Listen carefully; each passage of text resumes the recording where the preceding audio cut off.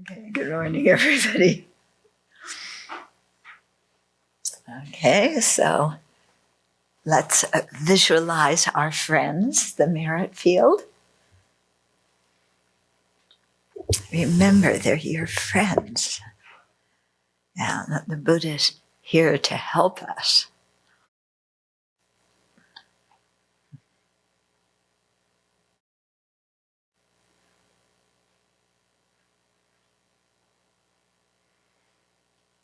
And remember, just see yourself surrounded by all the sentient beings.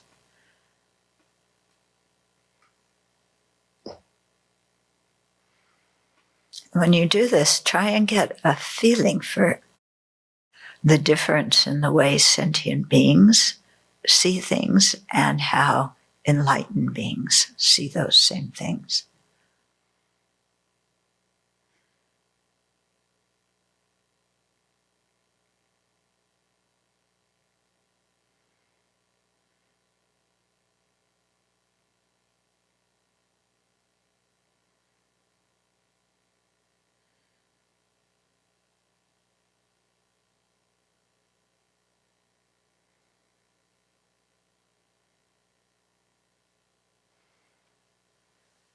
So as human beings, we have human intelligence that gives us the ability to use reason and logic to analyze things.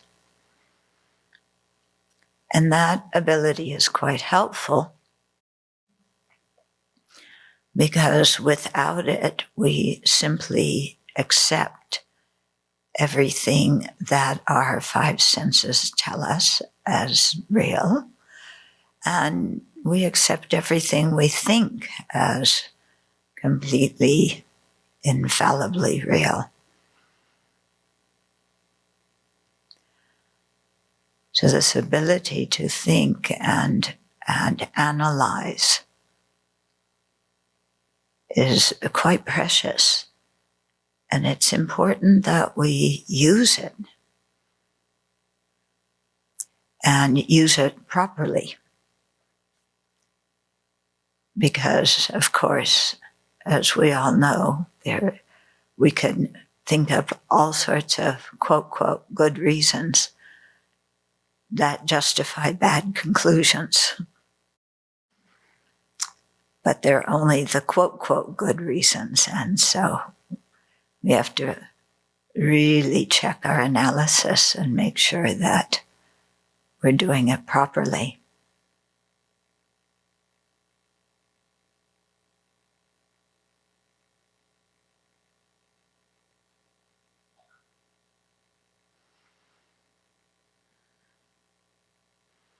But when we do, then clarity comes in our minds. Not because we know some objective truth that exists the way it appears to us out there, but because we know that the way things appear to us is actually false.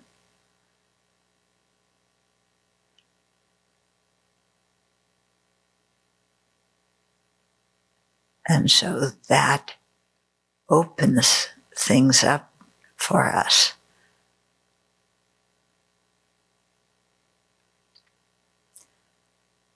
Not to claim that whatever we think is true, but to not get so stuck in boxes, categories, biases, prejudices, societal pressure, and so on.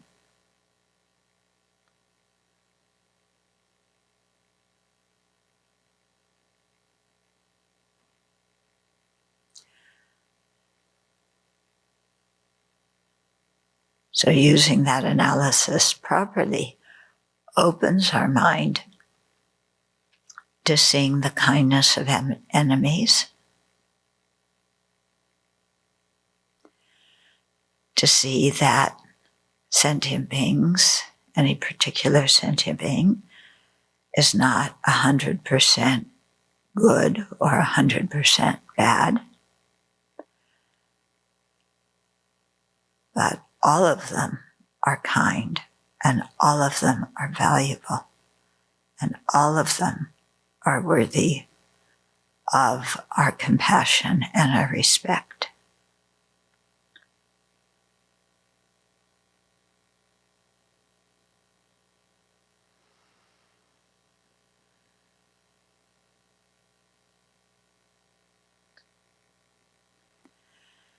If we see other sentient beings in this way, then it becomes much easier to generate great compassion for them, and that makes it easier to generate bodhicitta. And then through the force of that bodhicitta, that again propels us to use the analytical mind as an aid to understanding the nature of reality.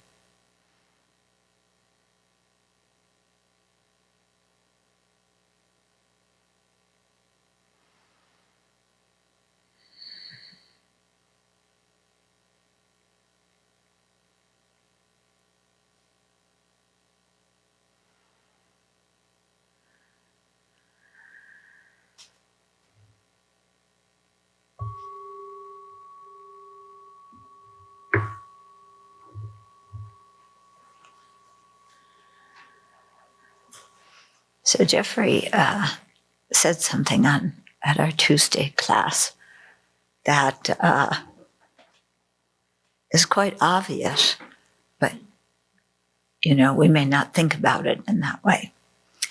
And that is that as we meditate on all the other stages of the path and the different ways of looking at things and the different meditations from precious human life, renunciation, bodhicitta, and so on, we may not be examining their ultimate nature, but we are definitely generating a kind of wisdom from reflecting on them. Yeah. And we often neglect to have the thought, oh, I'm generating wisdom. Yeah. And instead just think, well, here are all these other things I have to think about. But when you think about them and you can see them clearly, it's a form of wisdom. It's not the ultimate wisdom that realizes the ultimate nature, but it is a conventional wisdom that helps us see the conventional world in a more accurate way. And that is very important if we want to realize the ultimate nature of reality. Okay? Because when we, you hear this over and over again, that the people who have a correct understanding of emptiness are the ones who have the greatest respect for the law of karma and its effects. And they're the people who keep their precepts well. So even though with the ultimate wisdom, it's negate, negate, negate, it has to be done on a foundation, of a robust understanding of how things operate on the conventional level, so that we don't jump to the wrong conclusion and think that because we cannot find things when we use ultimate analysis to conclude that then they don't exist at all. And then say, well, then there's no good, there's no bad, there's no karma and no its effects, and so I can do whatever I want. Yeah, because there's no ethical discipline. It's all just, kind of something that we make up that doesn't really exist. Okay? So you see, how all these things kind of come together in really understanding conventional truths and, ultimate truths in the same way, we have to understand both of them. Okay. And also, these things, and we've been doing so much with this chapter on fortitude, of looking at sentient beings from different perspectives and seeing situations that we find ourselves in with sentient beings from different perspectives. Yeah. And that kind of rattles us, and that we have a lot of resistance to it, because if we see sentient beings differently and we see situations differently, then, we have to give up our anger and our attachment. And, we've lived our life following, our anger and attachment for eons. And it's scary giving that up. If I don't hate my enemies, my goodness, they're going to run all over me. Yeah. And if I don't, treasure the things I'm attached to and do whatever I can to get them, I'm going to wind up to be a pauper.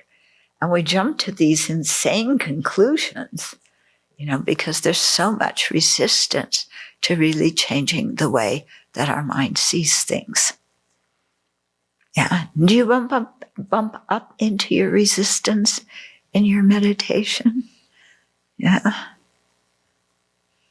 Like what we went through, the last few weeks. Oh, the enemy is very kind. Yeah. They show me what I need to work on. And we say, yeah, that's just one of those phony baloney tools so that I don't get angry.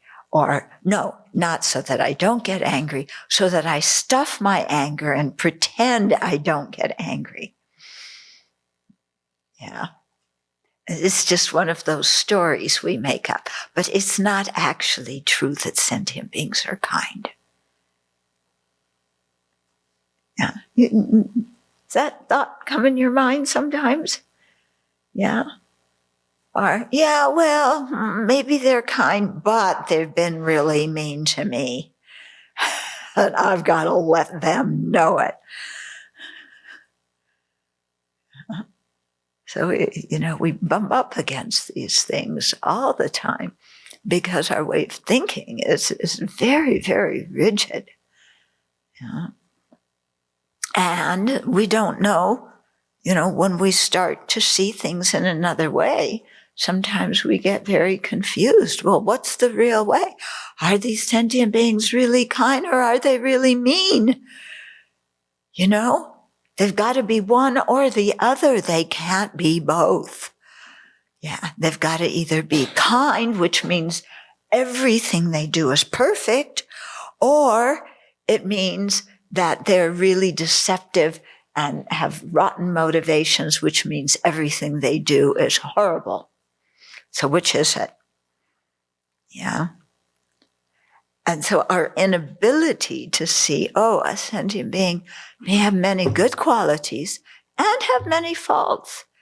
And the good qualities are not who that person is, and the bad qualities aren't who they are either.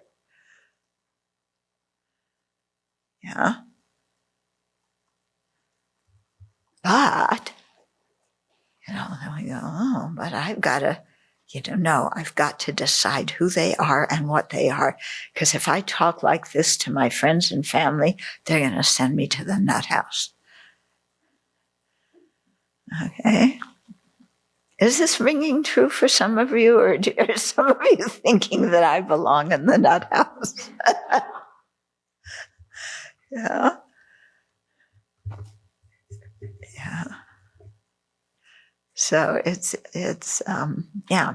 So anyway, the point was, as we meditate on these kinds of things, Yeah, we're developing a conventional wisdom that is actually preparing us to meditate on emptiness. Yeah, because it's developing in us a wisdom that understands causality, yeah, and that actions bring results. Yeah. And if you don't create the actions, those results aren't coming. And if you create a small action, it could wind up to be a big result. And that the causes are going to remain and will definitely bring a result unless we do something to interfere with it. And that goes for both virtuous and non-virtuous causes. Yeah. So there we have the 4 qualities of karma that come at the beginning of the section on karma in the lamrim. Okay. So, yeah, I'm beginning to really understand these things and adopt them as part of the way we live our life, part of the way we see things, part of what guides us. Do people have any questions about this so far?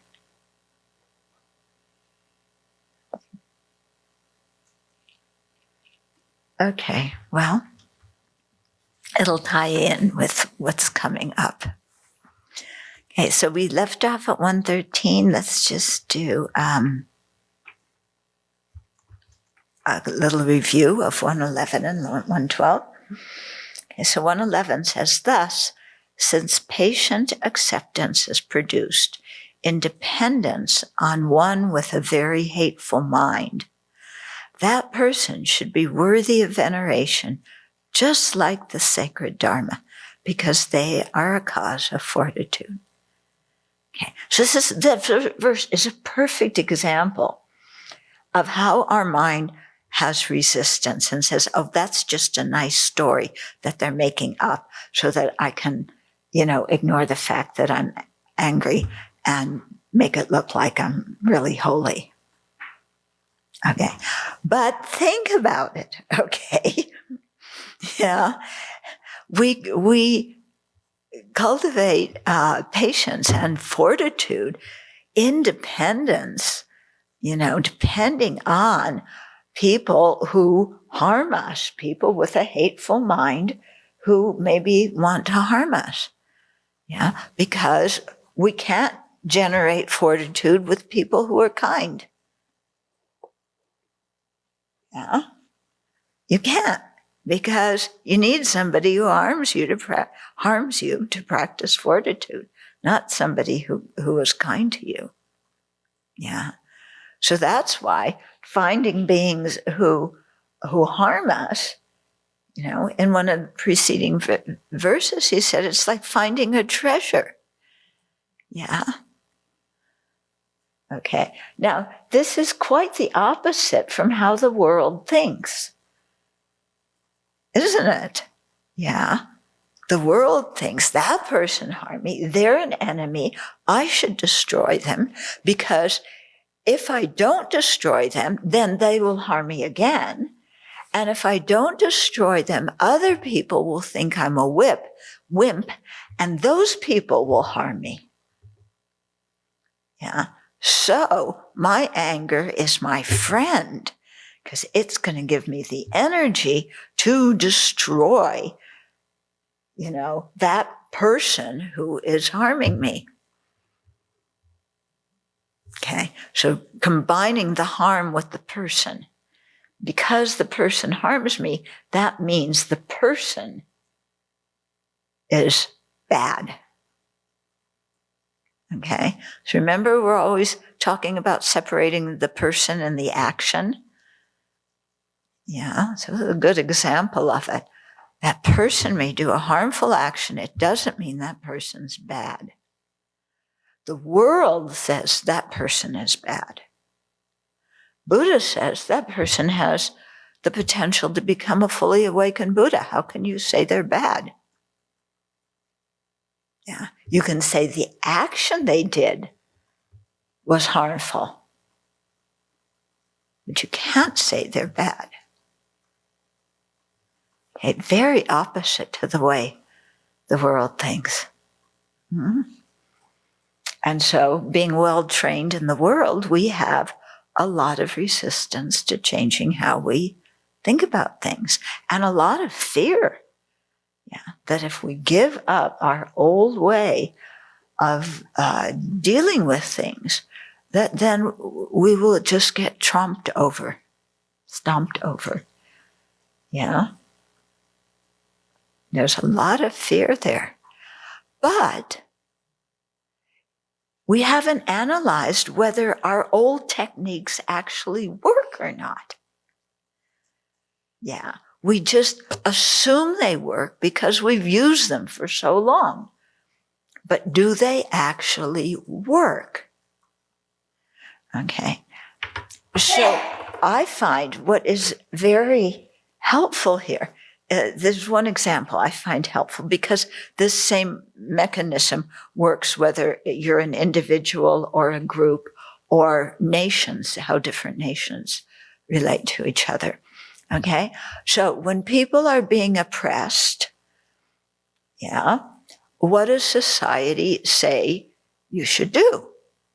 You should be angry. Yeah. And you should do whatever you can to harm them back because they're harming you. Right? They threw sand at me in the sandbox. I'm going to throw sand right back at them. Okay. Now, look at this from the viewpoint of the Palestinian situation. Okay. So the Palestinians, they never really had a country, but because they were under British control. And then, with the arrival of many refugees in the Palestine area, the state of Israel was created by the UN. Okay, and the Palestinians they didn't have their freedom. Yeah, they became, some of them lived as refugees within Israel. Some of them lived as refugees in Gaza Strip in the West Bank. Yeah, so they under the leadership of Nasser Arafat, they did exactly what I was just speaking about. Okay, these people are oppressing us. How do we deal with it? We've got to harm them back because that will bring world attention to our suffering and it will impose damage on them. And the more we make them hurt, the more they will think about what they're doing and change their policy. Okay. So if you look back over the Palestinian struggle for autonomy, how many people have been killed? A lot. Yeah. At first, some of you may not be old enough to remember, but, one of the Olympics, I forget what year, where they kidnapped some of the Israeli athletes and killed them, then always throwing bombs and so forth back and forth. And so much in Palestine, they rebuild, and then there starts another intifada, and whatever they just built now gets bombed and destroyed. And, this has been going on. They kind of lost their land in the late 40s, kind of around 49, 50. Yeah, 48, 49, 50 in that area. Yeah, many people have died in the Palestinian-Israeli conflict. Many people. Do the Palestinians have their freedom and their autonomy? No. Okay, look at the Tibetan situation with their being occupied by China. Okay. And that happened around the same time, around 1949, 1950. The PLA started encroaching on Tibet and occupied the eastern part, then occupied the central part. And then in 1959, there was the abortive uprising and the Tibetans went into exile. Some Tibetans went into exile. The rest stayed there. The majority, of course, stayed there. It was their home. And then you had environmental destruction. You had genocide. You had incredible religious oppression going on in Tibet. Okay, did the Tibetans kidnap anybody and kill them? No. Okay. How many people have died in the Tibetan struggle for their autonomy? Not very many. Yeah, there were a few people who self-immolated. Yeah.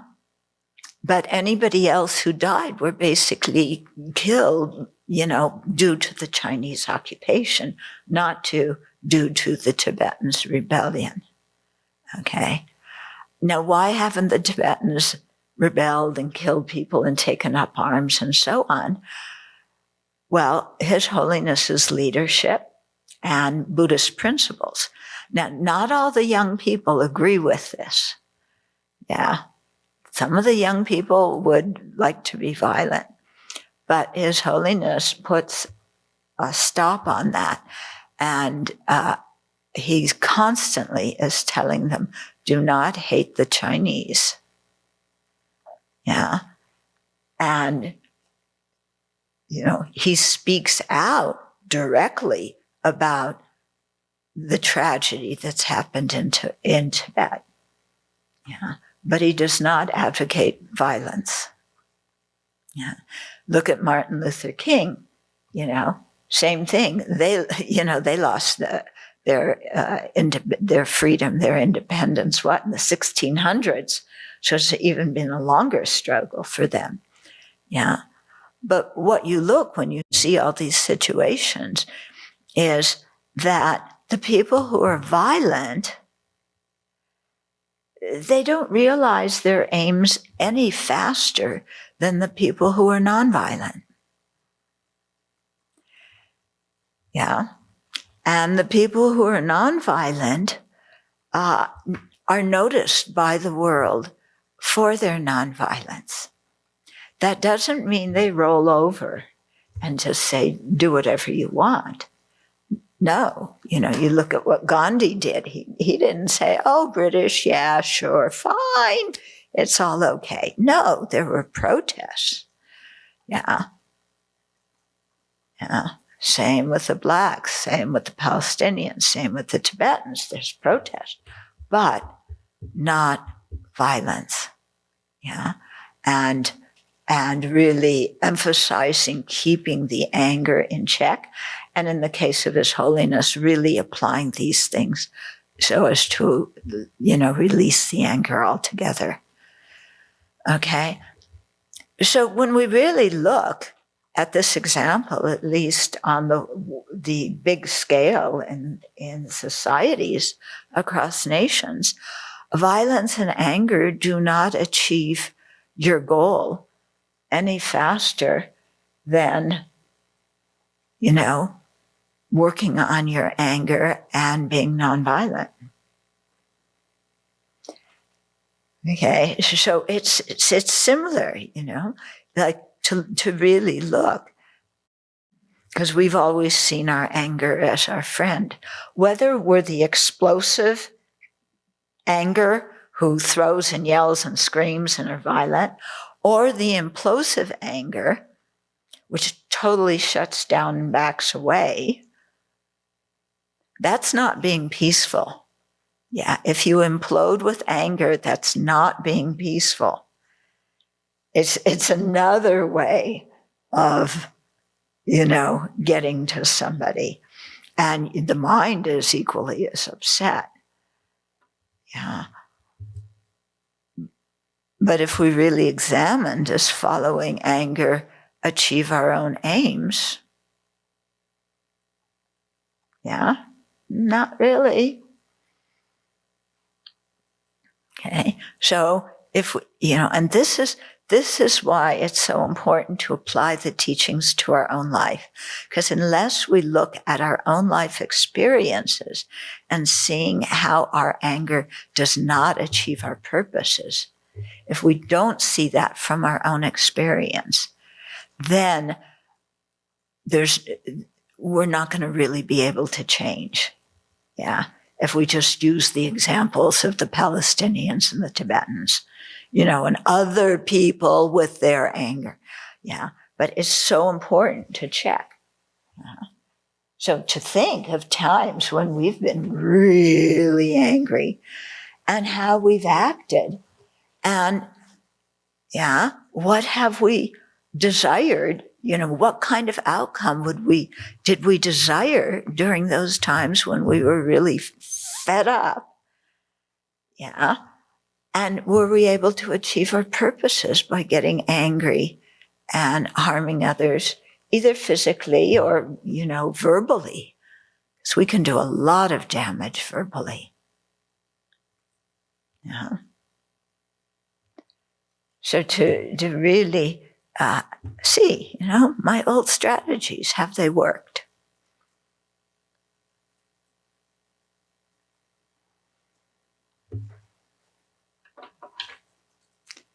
So that's something to explore in your meditation. Yeah. And then you say, okay, well, what will happen if I try a new strategy? No, I can't do it. They'll walk all over me. Yeah. Well, let's just imagine. Okay. Somebody did something that I really don't like. Yeah, like, what's an example? That's not the spatula example is so perfect, but we got to grow beyond the spatula. Okay, what does somebody do? You told me they would do it, and then they didn't. Oh, yes, that one. They promised, yeah. Yeah, they said they would do something, and they said they would do it by a certain time, and no, it didn't get done. You were counting on them doing it. You expected it to be done. You turned up ready to do the next step and saw that the step they were supposed to take care of did not happen. And you're mad. Okay. And then just try. Okay. If I get mad and I go to that person, I trusted you, I asked you, and you promised you would do this. And you know that the whole workings of this organization depend on people fulfilling their promises and doing what they say they're going to do. And you did you lie? Did you forget about it? You're such an imbecile, and you start on the name calling and, and then you get even madder and like, why did we accept you here to start with? You need to run down the hill as fast as you can. Do us a favor and get out of here. You're thinking that. You don't say that part, but you're really wishing, I'll get the car ready for them and they can go, I can't stand this person around here anymore. Okay. So you say that, you throw a tantrum. Everybody knows about it, right? Yeah. Whether you work in an office or a factory or a monastery or home, you get, one person gets mad. Everybody knows about it, because the vibe, and also because you're, you're posturing and you're laying it on thick with the other person. Okay. And so what's the outcome of that going to be? Yeah. Well, we kind of know what's the outcome going to be. It's just tat for tat. I mean, it's back and forth. Everything's fallen apart. There's no trust. There's no care. There's no respect. And the whole community's kind of going, what happened? Yeah. And everybody's disturbed. And the trust has been destroyed, And when trust is destroyed, that's difficult. Yeah? Okay. Then how do you, play the situation out where you don't explode and you don't get angry? Yeah. And it's not that you're stuffing your anger down, but you look at this person, here's somebody who promised that they would do something and they didn't do it, and they left me and everybody else in a lurch. Yeah. And they are a mother sentient being who in many other times has been kind to me, even in this life. Many other times they have actually done what they said they were going to do.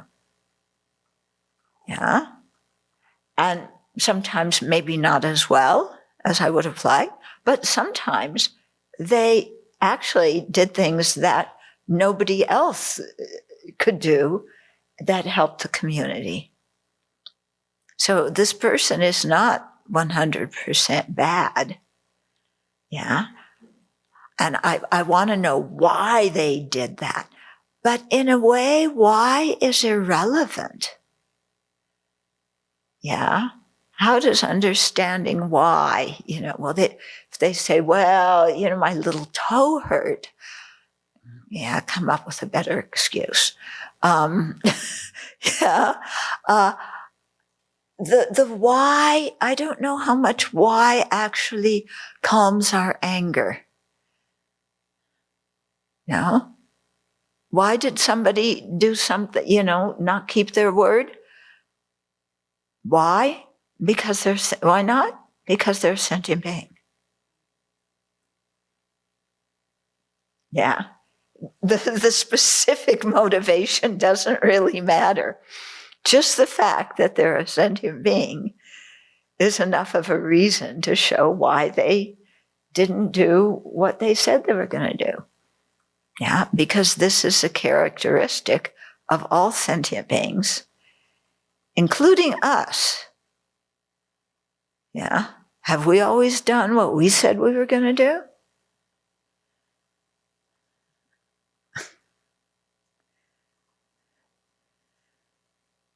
Well, I tried to, and yeah, I did. I always fulfilled my word.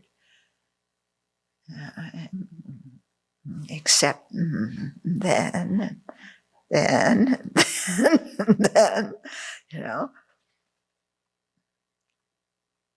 And so how can we address this situation? Yeah. And really, how can we use this? Change it from how can I use this situation to show that I am dominant and more powerful? How can we use this situation to start a community dialogue about trust? Wouldn't that be interesting? Yeah, to use these kind of situations so that everybody started to think about trust or responsibility. Or, bring it into a dialogue about some principle or value that we all say we have, but we've never spent much time thinking about. Yeah? And that could be a really good outcome from a situation like this. Don't you think? The whole community got involved in a discussion about trust or responsibility.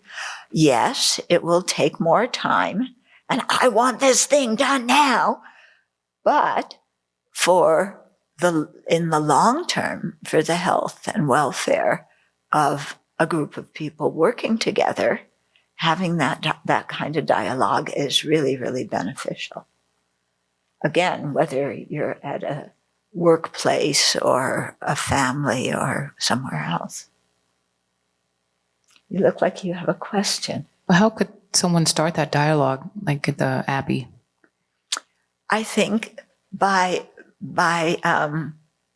saying, maybe at a stand-up meeting or maybe after lunch sometime, there's a situation that happened, and and because here at least everybody's really trying to do their best, and if we are transparent, we could say, a situation happened. I found myself starting to get angry.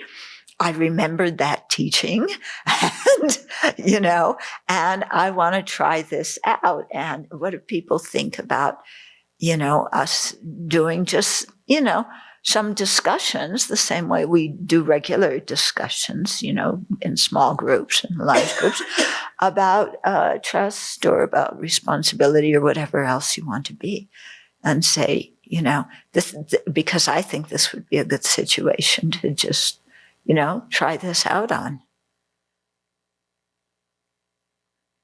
Yeah. Okay. And then, and then incorporate with that, so I know that before I can have that dialogue, I need to get calmer, a little bit calmer, and see the situation clearer, and get out of the blame mode and get out of the angry mode. So, we're not going to start that dialogue this afternoon. We'll wait a couple of days, but then, talk. For me, anger comes so quickly that it often is overwhelming me. And then I'm, looking at it after it happened. But yeah. I've been trying to work with this notion about the most important thing is not to break the connection. And that's kind of from Marshall, NVC, mm-hmm. That's more important than anything else being right or, and to use that as the place marker, mm-hmm. so that then it keeps me here instead of all of my attention on that and them, mm-hmm. because that's the funnel for all the anger. Yeah. But if it stays here, then I can keep my wits about myself a little better, yeah. I think. Yeah, and that's the whole thing about solving the problem isn't about making the other person change. It's about, changing inside here. And that thing about not breaking the connection, I mean, that's very much, if you're practicing bodhicitta, one of the big things. You do not want to break a connection with a sentient being. Yeah, because if you break it in this life, then even in future lives, it's going to be more difficult to help that person. Yeah, when we're better practitioners, we can actually help them, So it's important to keep that connection when we're doing bodhisattva practice, So sometimes I hear, especially when I was doing retreats at Cloud Mountain. And of course, this depends on the latest language used by, who's ever talking, because the language changes every few years. But, people saying that person is toxic. Yeah, that person is toxic. And I have to just separate myself from them. I have to have nothing to do with them because they're just toxic. Yeah, have you ever heard people talk that way? Yeah, I mean, that's been this was more the language of a few years ago, but it still hangs out now, The situation's toxic. Yeah, that person may be my mother, maybe my father, maybe somebody who helped me once before, but now they're toxic. The situation is toxic. I cannot stand to be around them. And my life is much better if they are just out of it. Okay. Now, yeah, does that anger really protect you from what's going on with that person? Yeah. That anger keeps you involved with the person, but involved in a really negative way. Because you may say they're toxic and I'm never speaking to them again. But what are you thinking about all day? How toxic they are and how you're not going to speak to them again because I need to take care of myself and they're just always harming me, you know. And so the mind is still fixated on that person and that situation. We can't let it go. Yeah. Whereas, you know, what would happen if we just say, boy, and put it in a Buddhist way, boy, there's, you know, something, you know, their mind's afflicted, my mind is afflicted. You put two afflicted minds together and, you know, you're getting this mess. And I can't control them, but I have to work on my afflicted mind. Yeah. And I have to realize that, okay, that person may be doing something now, but that doesn't mean they're an evil person. In a different lifetime, in a different situation, if I met, you know, that's, you know, in a different lifetime, of course it would be different. Even in this lifetime, if I met that person in a different situation, we would have a totally different relationship. Yeah. How can I throw one sentient being who has been kind to me since beginningless lifetimes, you know, as my parent, as people who have helped me in one way or another? How can I just say that they, you know, are inherently toxic and, you know, from now on in this life and all future lives, I want nothing to do with them? That's a little bit unreasonable on my part. You know, how can I think like that? It's starting to happen in, you know, the secular world. This work by this person's name is Resmaa Menakem. I don't know if you've heard of him. He's an African-American man and a psychologist, but he's saying, okay, enough. We are hurting each other. And the words are different, but he talks about clean pain and dirty pain and how our traumas are affecting one another and to heal it. And so he's been facilitating dialogues with people who are the African-American folks with white police officers, all of this talking about this. So it's really starting to happen in a different way in the world. And it's really, it's amazing some of these dialogues that are happening. Very nice. So it's happening. Very good. Yeah, I have a question related to what Venerable Jigme said. She said to be aware of ourselves when we're angry. So when I get angry, then there should be some self-centeredness, or at least a lot actually. But when I look at my mind, the only thing I see is the other person. So it's like, so how can we identify our own self-centeredness in there? Okay. I think there, to see, you want to identify your own self-centeredness, okay, is when you see the other person, look at how you're describing that person. They are this, they are this, they are this, they did this. You know, lots of judgments. And then say, where are those thoughts or judgments coming from? Yeah? Is the other person going around saying, I'm selfish, I'm angry, I'm inconsiderate? No. Where are all those judgments coming from? Me. Okay.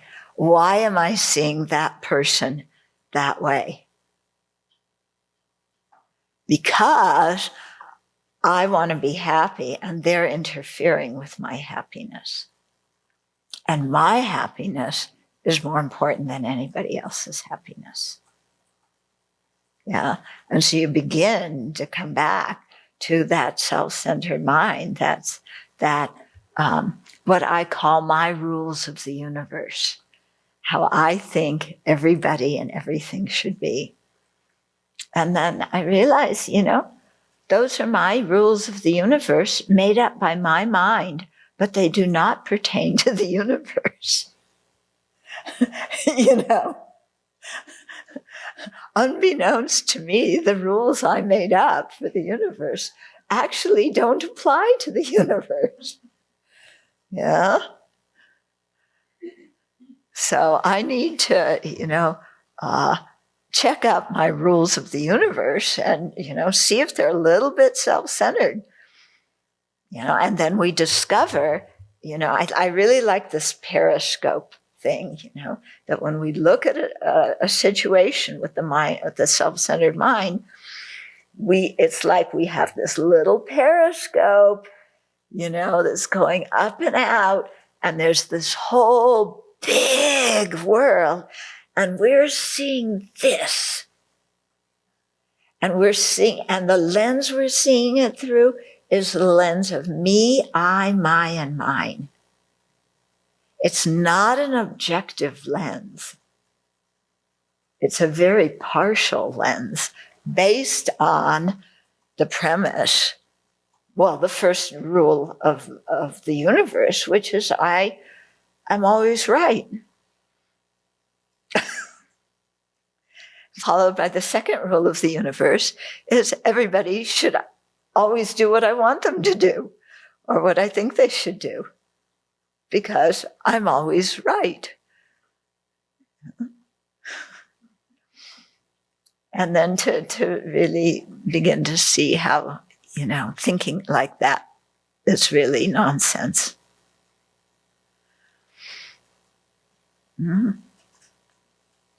Okay. Yeah. Because if you think like that, then, you don't need QAnon. Because our self-centered mind is developing its own conspiracy theories. You don't need Q to give you any. Yeah. Because all of a sudden, with the self-centered mind, it's like, oh, that person's doing this.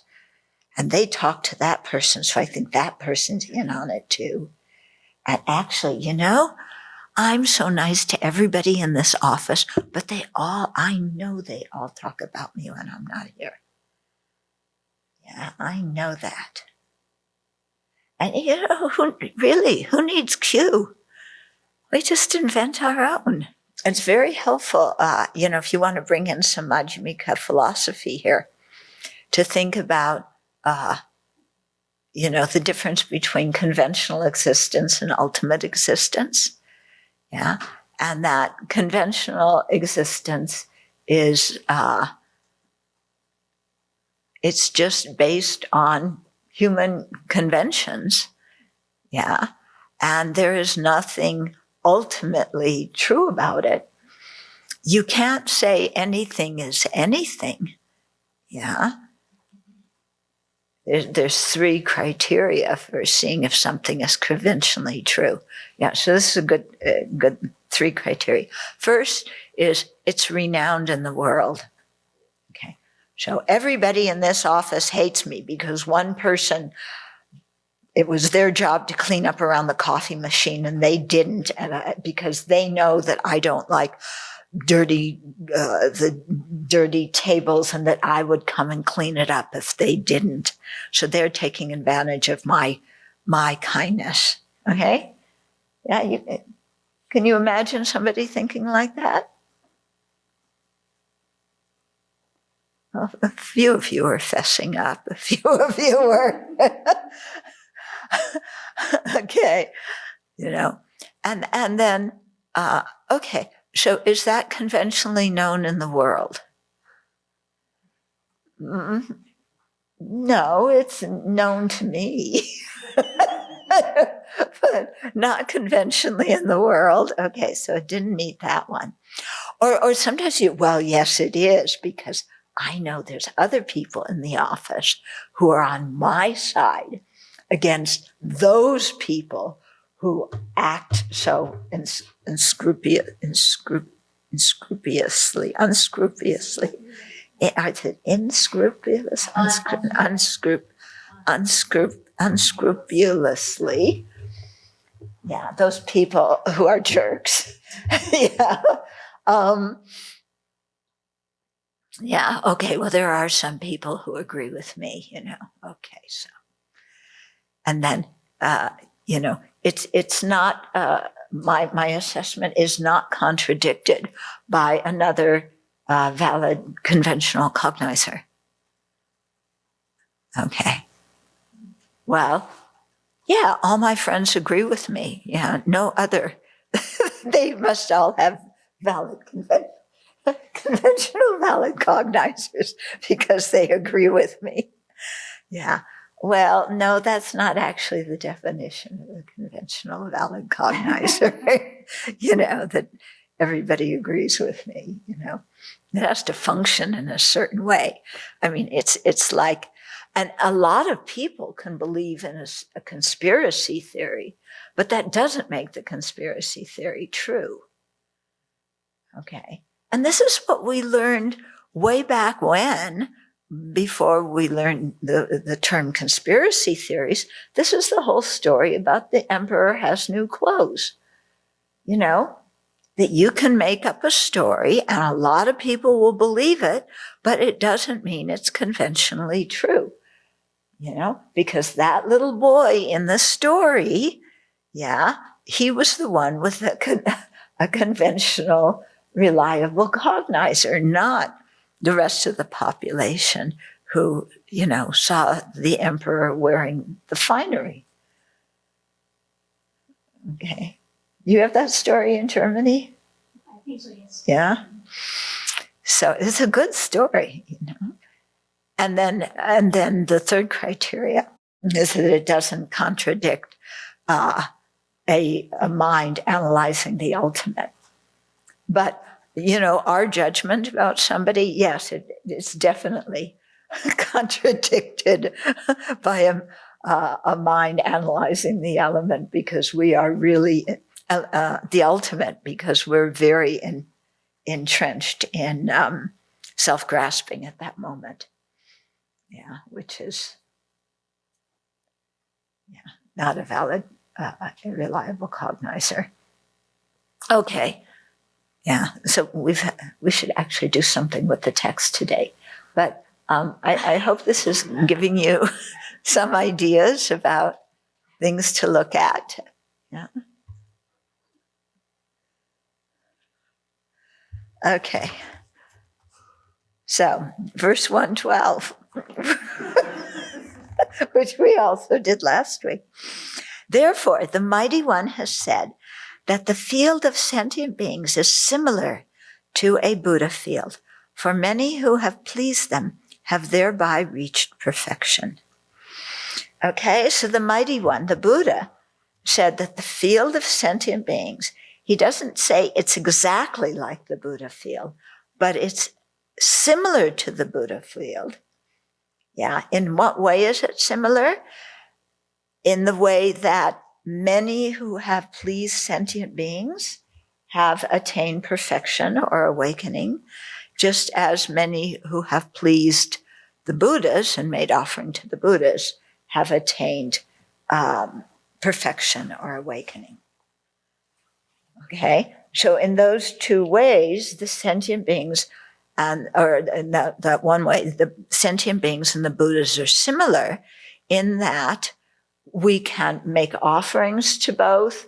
We practice our ethical conduct with respect to both, and we practice fortitude.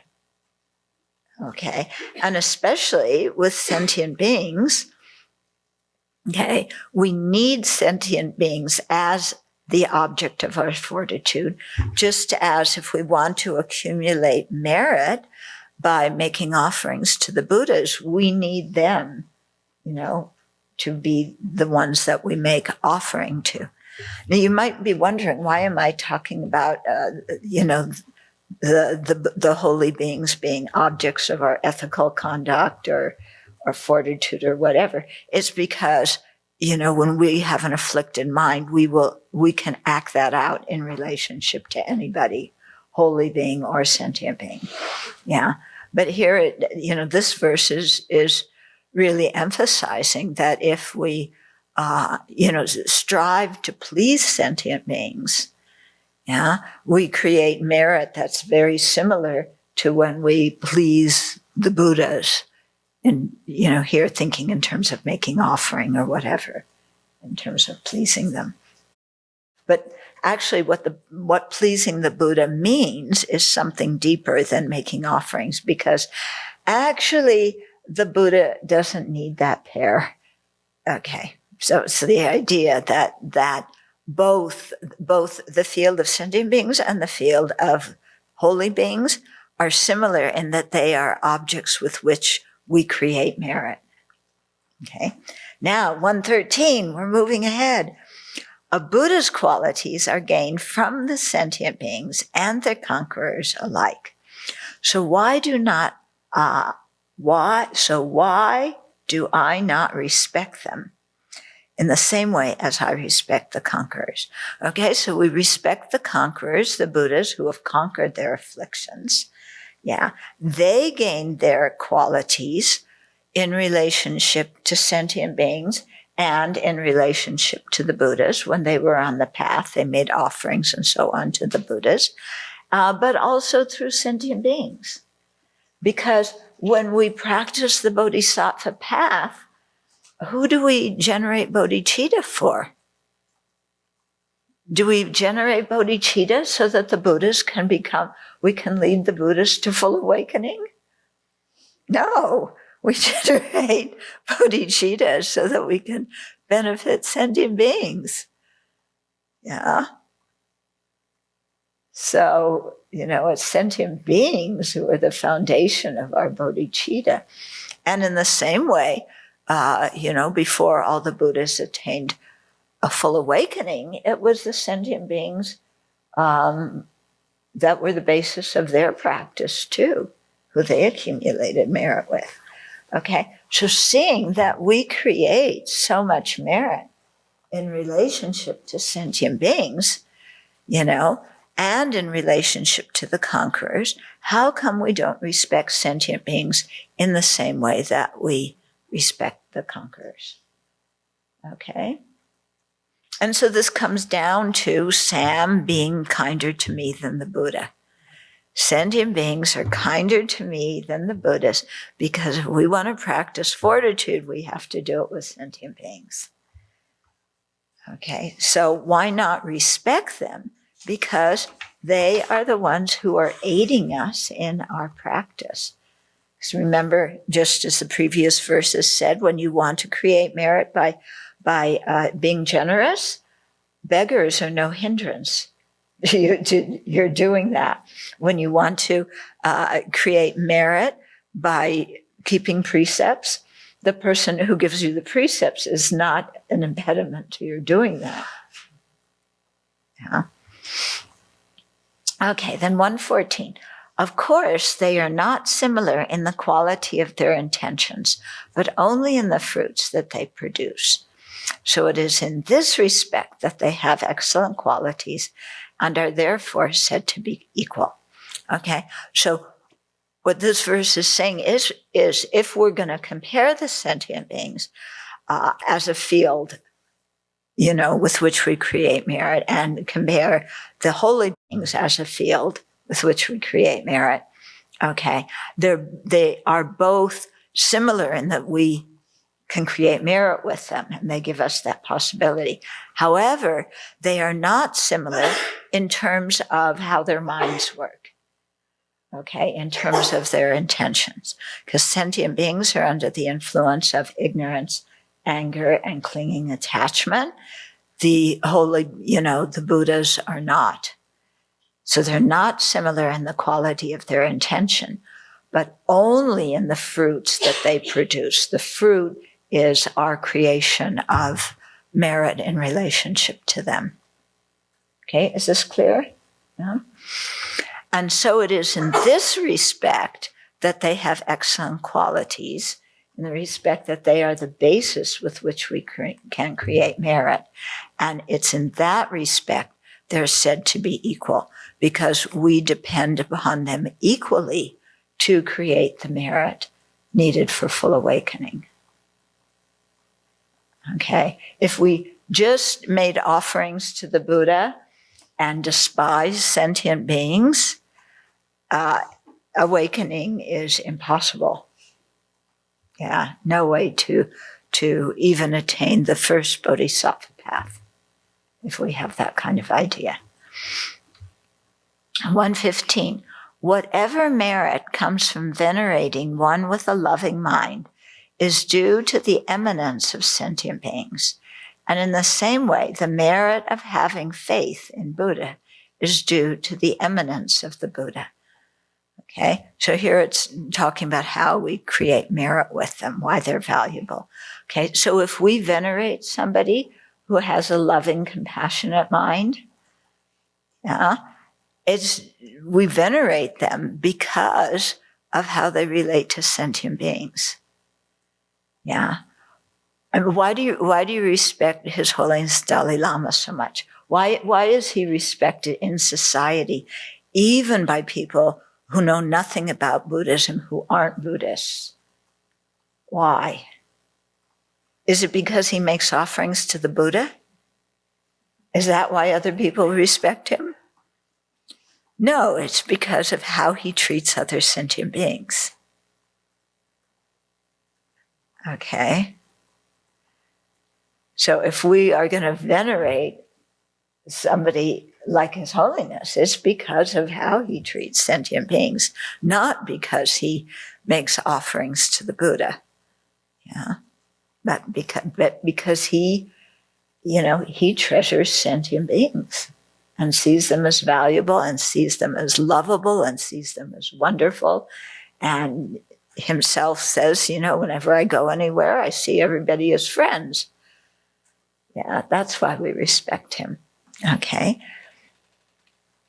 And, let's see, that was, okay. And in the same way, the merit of having faith in the Buddha is due to the eminence of the Buddha. So, why do we have faith in the Buddha? Because of the Buddha's qualities. Yeah. Why do we have venerate somebody with a loving mind? Because of the way they treat sentient beings. Yeah. I mean, look at the way people, and here, I mean, just the fact non-Buddhists, yeah, look at His Holiness, the way they look at other people who go about helping their friends and harming their enemies, the typical way. Do they have the same respect for people who go around harming their enemies? Yeah. They may say, rah, rah, those people, their enemies are my enemies, and my enemies are their enemies, and they're sticking up for me. But what kind of mind is that? Yeah. Therefore, they are asserted to be equal in the share they have in establishing Buddha qualities. Yet none of them are equal in good qualities with the Buddhas who are boundless oceans of excellence. Okay, so this is so that we make it really clear, yeah, that how are we respecting sentient beings? It's not because they have the same qualities and compassion and wisdom as the Buddhas have.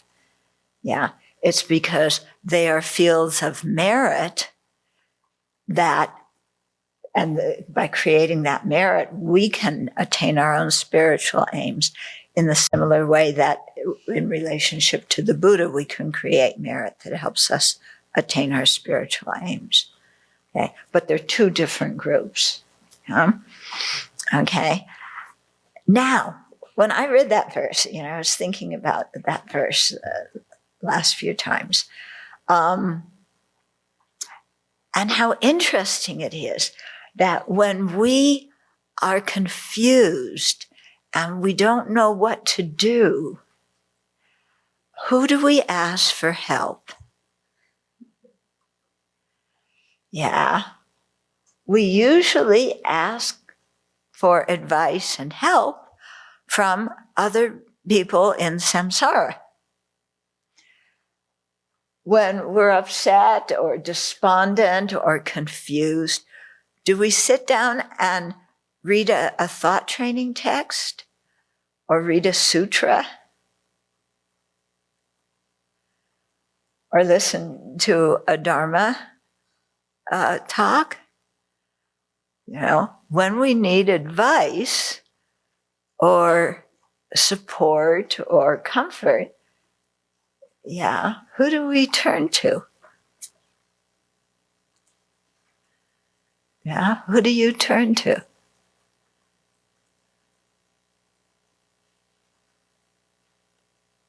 Come on.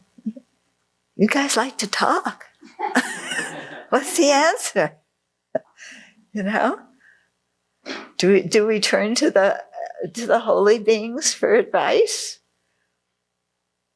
Yeah. Do we even turn to, to living people who are wise for advice? We usually turn to our friends, don't we? To the people who agree with our ideas and who think in a worldly way and who give us worldly advice that we then respect and follow.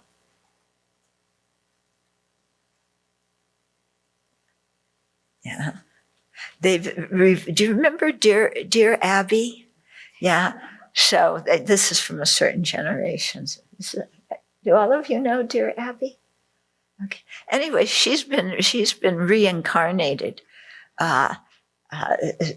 because now in some of the newspapers, again, there's this advice column.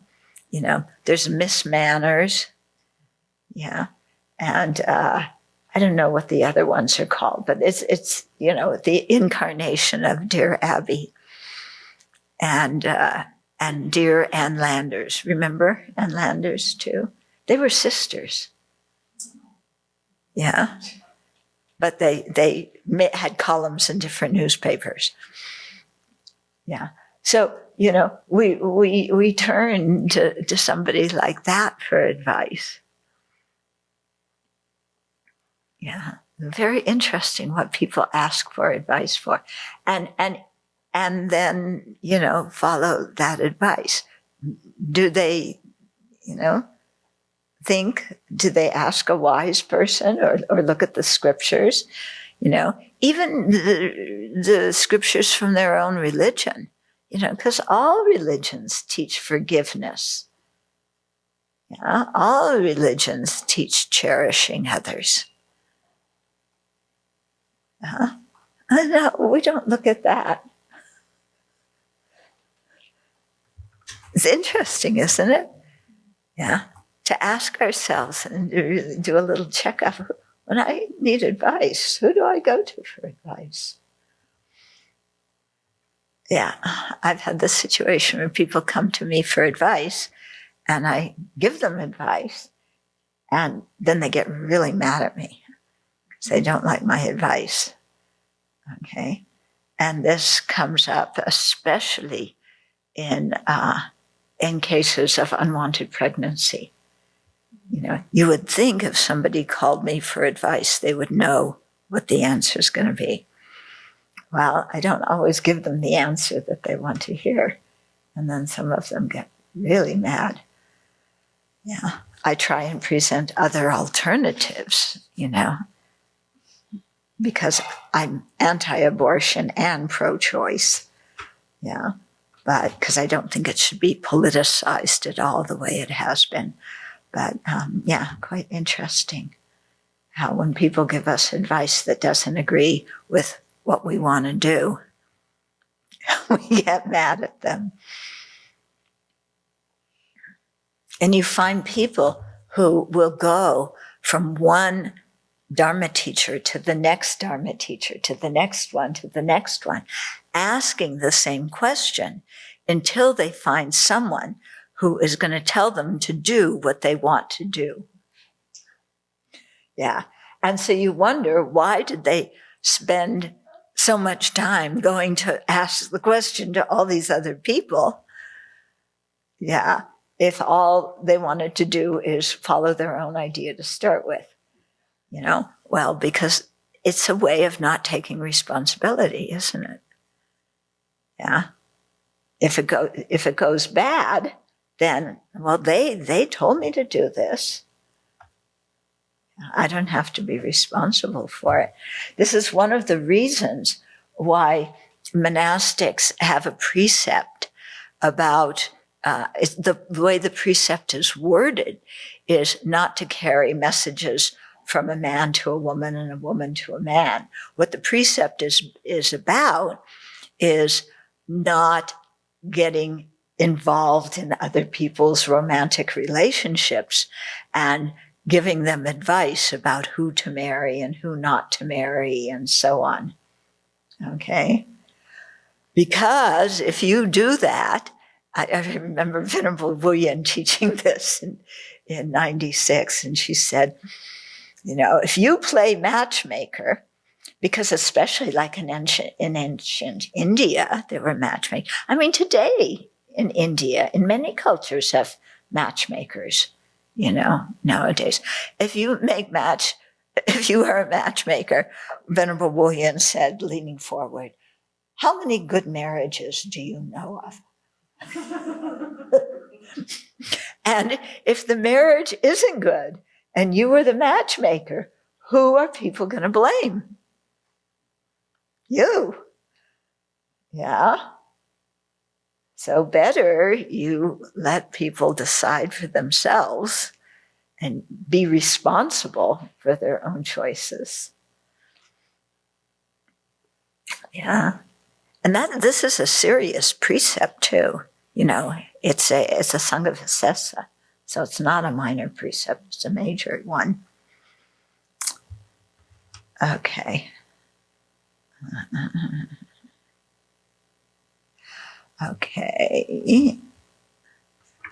Maybe questions? Anybody have questions or comments? I was thinking in the last days, I had once a dream being in a house, and a man told me to take care of his dogs, and then dogs got wild and ran out, jumped on the trees, and I was, instead of resting, I was kind of getting crazy mentally and thinking I have to catch these dogs, and was running after them, exerting my own abilities, even, thinking I can jump on the tree as well. And then falling down and breaking my neck. So, but then I lately was thinking, for some reason this came back to me. Why did I not just sit and meditate it? Why could I not just be calm with him myself and seeing what abilities I really have, that would have been more useful.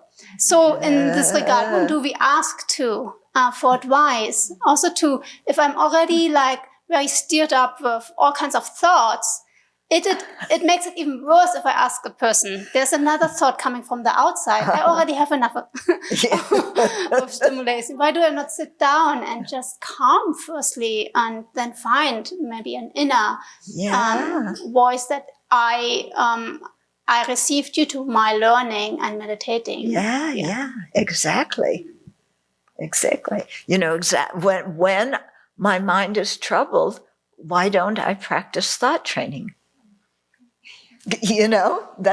I'm saying what you said in different words, but it's the same thing.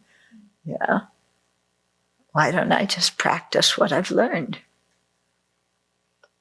Yeah. Calm myself down, see the situation more accurately. Been thinking all week about your advice to us last week about trying to identify things from the past that still control us in the present and could control us going forward. And of course, there's some things I'm very aware of where I see it's still a potent force. But as I continued looking, there's more and more things I think that I have no clue about. No clue. Just because it's such, it was in my culture, in my family, in my schooling. And of course, as our Dharma wisdom grows, those things will be revealed. But, then there's past life effects. And so I'm just wondering, to start getting deeper into the things that we're clueless about. Yeah. How this process unfolds. Yeah.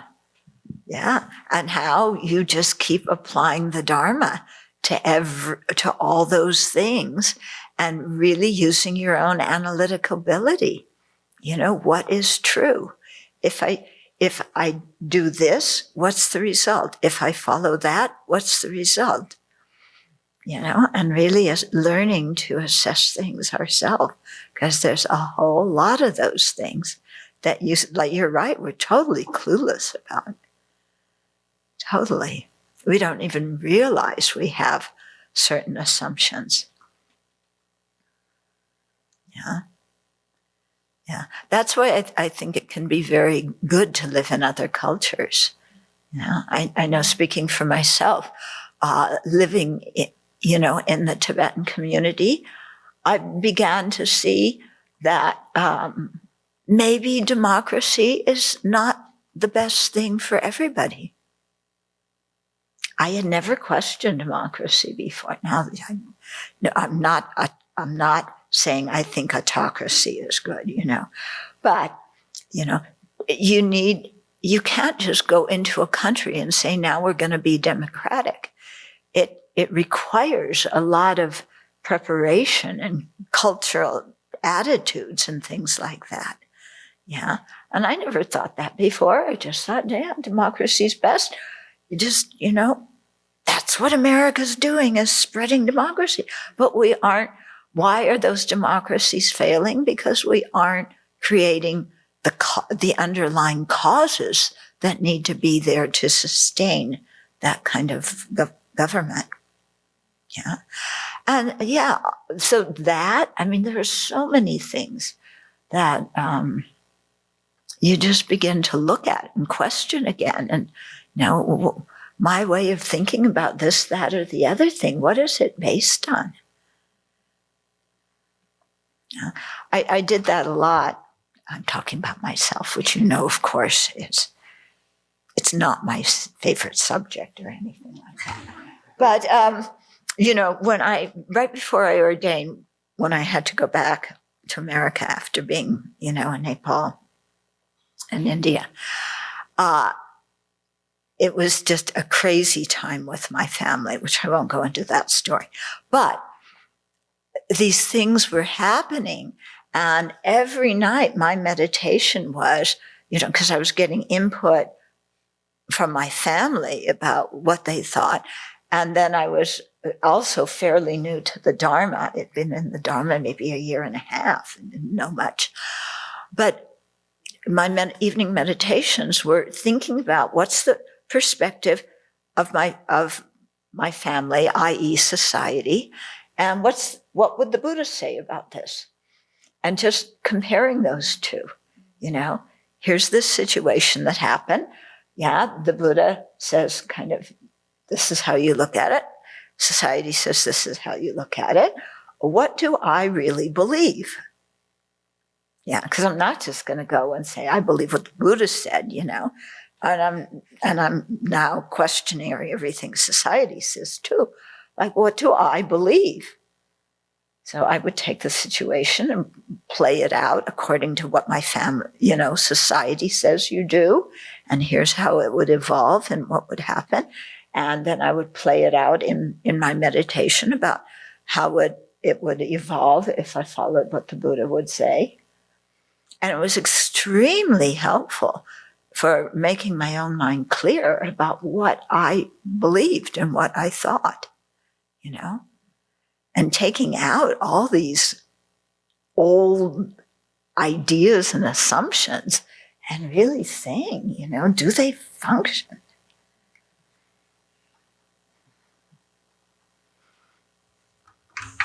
Yeah, but you're right. Yeah, there's a lot of stuff. So that's why you don't get bored when you meditate. Yeah, if you're looking at this stuff, you don't get bored. Okay.